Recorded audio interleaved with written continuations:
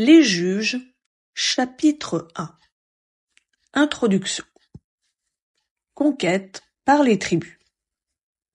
Après la mort de Josué, les Israélites consultèrent l'Éternel en disant : Qui de nous montera d'abord contre les Cananéens pour les combattre ?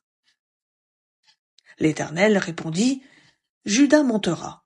En effet, j'ai livré le pays entre ses mains. Juda dit à Siméon, son frère : Monte avec moi dans la partie qui m'a été attribuée, et nous combattrons les Cananéens. J'irai aussi avec toi dans celle qui t'a été attribuée. Et Siméon alla avec lui.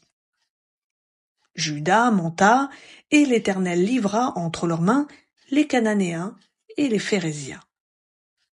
Ils bâtirent 10 000 hommes d'entre eux à Bézek. Ils trouvèrent Adoni-Bézek à Bézek, et ils l'attaquèrent.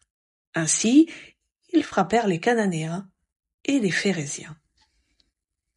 Adoni-Bézek prit la fuite. Mais ils le poursuivirent et le saisirent. Et ils lui coupèrent les pouces des mains et des pieds. Adoni-Bézek dit : 70 rois ayant les pouces des mains et des pieds coupés ramassaient les restes sous ma table. Dieu me rend ce que j'ai fait. On l'emmena à Jérusalem, et il y mourut. Les fils de Juda attaquèrent Jérusalem et s'en emparèrent. Ils la frappèrent du tranchant de l'épée et mirent le feu à la ville. Les fils de Juda descendirent ensuite pour combattre les Cananéens qui habitaient la région montagneuse, le Négueb et la Shephéla. Juda marcha contre les Cananéens qui habitaient à Hébron, appelé autrefois Kiriath-Arba. Et ils bâtirent Sheshai, Aïman et Talmaï. De là, il marcha contre les habitants de Débir. Débir s'appelait autrefois Kiriath-Sépher. Caleb dit : Je donnerai ma fille Agsa pour femme à celui qui battra Kiriath-Sépher, et s'en emparera. Othniel, fils de Kenaz, frère cadet de Caleb, s'en empara, et Caleb lui donna pour femme sa fille Agsa. À son arrivée, elle incita Othniel à demander un champ à son père. Elle sauta de son âne, et Caleb lui dit : Qu'as-tu ? Elle lui répondit : Accorde-moi une faveur, car tu m'as donné une terre du Midi. Donne-moi aussi des fontaines d'eau. Et Caleb lui donna les fontaines supérieures et les frontières inférieures. Les fils du Kénien, beau-père de Moïse, montèrent de la ville des palmiers avec les fils de Juda, dans le désert de Juda, au sud d'Arad, et ils allèrent s'établir parmi le peuple. Juda partit avec Siméon son frère, et ils bâtirent les Cananéens qui habitaient à Tséphat. Ils voirent la ville à l'interdit, et l'on appela cette ville Horma.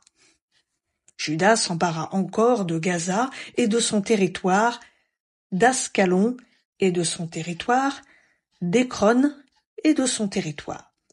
L'Éternel fut avec Juda, qui se rendit maître de la montagne. Mais il ne put déposséder les habitants de la vallée, parce qu'ils avaient des chars de fer. On donna Hébron à Caleb, comme l'avait dit Moïse, et il en déposséda les 3 fils d'Anak. Cananéens épargnés. Les fils de Benjamin ne dépossédèrent pas les Yébousiens qui habitaient à Jérusalem, et les Yébousiens ont habité jusqu'à aujourd'hui dans Jérusalem avec les fils de Benjamin. La maison de Joseph monta aussi contre Béthel, et l'Éternel fut avec eux. La maison de Joseph fit explorer Béthel, cette ville s'appelait autrefois Luz. Les gardes virent un homme qui sortait de la ville et lui dirent : Montre-nous par où entrer dans la ville, et nous userons de bienveillance envers toi. Il leur montra par où entrer dans la ville, et ils frappèrent la ville du tranchant de l'épée, mais ils laissèrent partir cet homme et toute sa famille. Cet homme se rendit dans le pays des Hittites, il bâtit une ville et lui donna le nom de Luz, nom qu'elle a porté jusqu'à aujourd'hui.